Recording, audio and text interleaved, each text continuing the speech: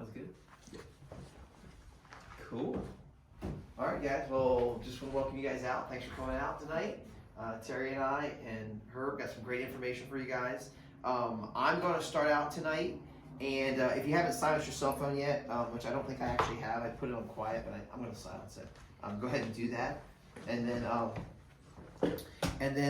we're going to go ahead and we are going to, you're welcome to raise your hand, ask questions while we're going through. So that's kind of an open format like that. But I'm going to start off with talking about how relationships are a key to success. Okay, so as I look at a lot of what I've been able to do in my real estate career and even my career before that, a lot of it had to do with the relationships and the people that I interacted with and what I saw and what I liked from what I saw and what I didn't like from what I saw, right? And so obviously one of the things I like to touch base on is a topic from the book 12 Pillars, and relationships is the third chapter there. And I'm just going to read you a couple little quotes that really hit home for me when I read this the first time, and they still apply 20 plus years later as I read them.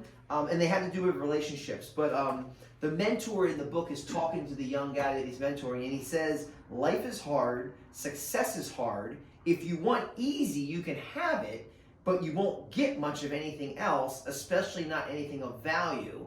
That which is valuable is hard to get. That's why so few people go for it. And obviously you guys are here tonight because you have a desire to be successful and to have more, and you're not afraid to work and learn and be coachable and all those kind of things. And go for it. And go for it, right. Yeah, absolutely. I mean, most people just stay with the status quo. They work their job, they live paycheck to paycheck, and that's okay if they don't have a desire for some more, for a higher level of success or for more time freedom that Terry and I talk about a lot. But I just thought this was a great quote, that if you want easy, you can have it, but you're not going to get very much, because to get something of value, you're going to have to work for it. And then another quote in here on the next page I love, and this has to do with relationships. And we've all had good relationships, we've all had bad relationships. Hopefully at some point in your life you've learned how to associate with the right people. Hopefully you've learned how to disassociate with the negative influences. And then we also have limited associations, right? We have family members that we still have to love them, but if we spend too much time with them, we're going to end up in the same place they are, and we don't want to be there, right? So limited association is important too. But here's the one thing he says, people aren't perfect. That's what makes it hard to deal with them. But we all need people, especially if you want to be successful. You cannot be successful by yourself. It is hard to find a rich hermit.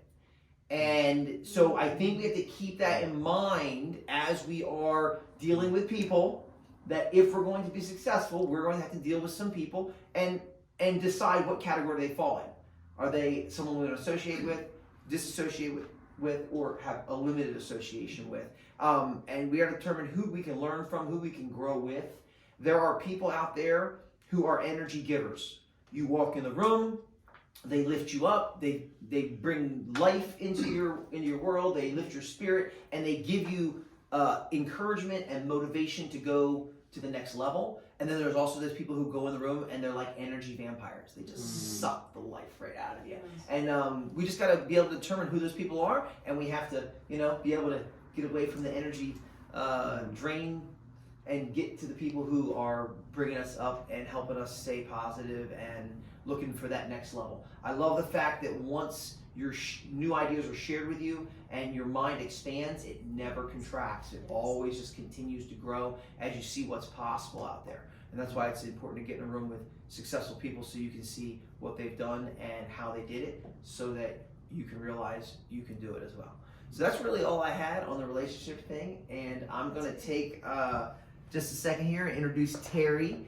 For those of you who haven't met her, she is a very unique real estate agent because she is a real estate agent for investors, which is unique. She also manages property, which is unique in our industry, and she's also a financial coach, which you almost never see.